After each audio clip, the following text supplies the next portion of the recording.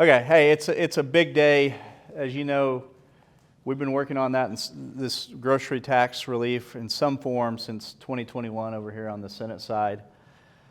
I passed it then, and then it didn't go anywhere, and then the House passed it over here, and we didn't take it up last year. And so it's a culmination of a lot of people's efforts to get where we're at.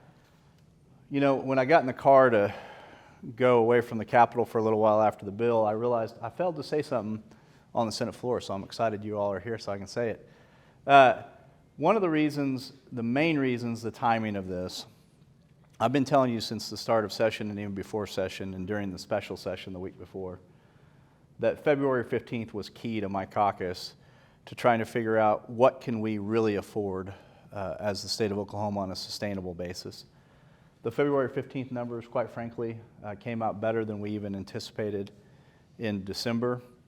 And so the time was right to give Oklahomans relief at the grocery store where they're getting hit the hardest. And we're getting hit harder than many of our companion states throughout the nation with the 4% inflation on groceries. So I was excited to deliver that. I was excited the bipartisan nature of the vote on the floor today.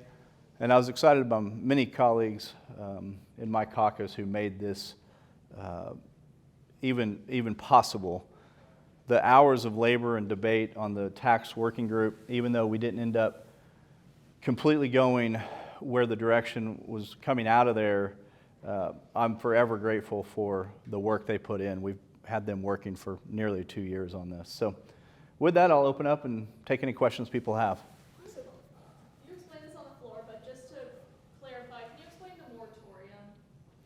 Yeah, so the moratorium, the version I introduced has not had a moratorium in the past. But the version the House sent us last May did have that moratorium. We chose to just go as the vehicle they sent to us because we knew they already supported it, and they passed it 88-7 last year. But the moratorium, when it was originally written, intended to have a 2-year moratorium out of the House. Since we passed it this year, it will be a 1-year moratorium to June 30th, 2025, where municipalities and counties will not be able to raise sales tax or put to a vote of the people to raise sales tax until that time expires. So are you concerned that counties might increase the sales tax after June 30th, 2025? That'll be their prerogative. Yeah. That'll be their prerogative. I think that probably is what drove the House to put the moratorium on the first place. There's been concern expressed about, yes, you're going to reduce 4.5%, you're going to take the state portion to 0, but what's going to stop a city or a county from going up? My answer to that has always been, hey, they're locally elected. Let's trust the people closest to the voters. But the House sent it to us as a moratorium, and we knew they agreed to it, and that we found that agreeable to get the relief to Oklahomans now. Why take the emergency clause out? You know, the Speaker of the House says by doing so, it's going to cost Oklahomans an extra $200 million until it goes into effect. I thought that was a pretty childish statement he put out. It's a day that we should all be celebrating together. It took his side, sent it to us last May. I could easily go back and do the math since the bill we passed him in February or March of 2021 and make that accusation, but that's not productive. What happened is we got it done. And the reason we didn't do the emergency, there's some ramp up time for these vendors, these stores, these privately owned grocery stores to be able to change their systems, to be able to accommodate this, and also for the tax commission to promulgate rules. So it just made sense. Yeah, he's also putting on you and the rest of the Senate that it's already costed Oklahomans over $300 million by having this delay 332 days. So what's your response to that part? It's the same thing.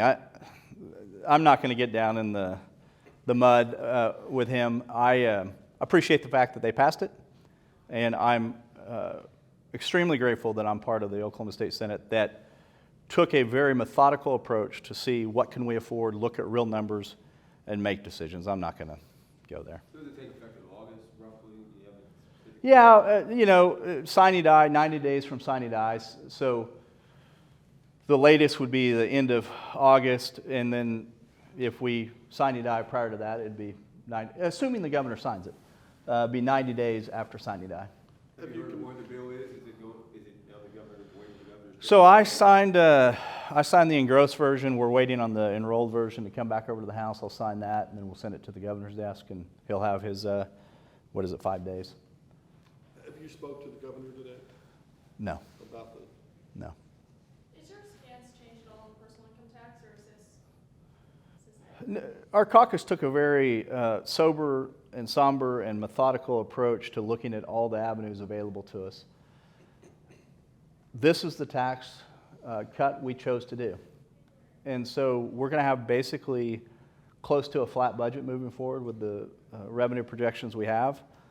And we will live within those means. We're not going to try to go out and score political points and pass things that we can't afford.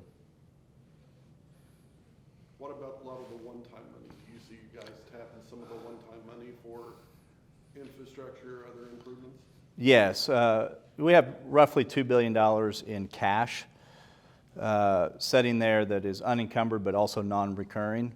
That we would feel comfortable spending roughly half of that if we needed to, if the needs were there. I know, like we talked last week, I saw the article in your paper about the $25 billion. We haven't looked at all that. We obviously don't have the ability to do all that, but we have the ability to make some critical investments, as we have been doing the last few years, with one-time monies. All right, thank you all, appreciate it.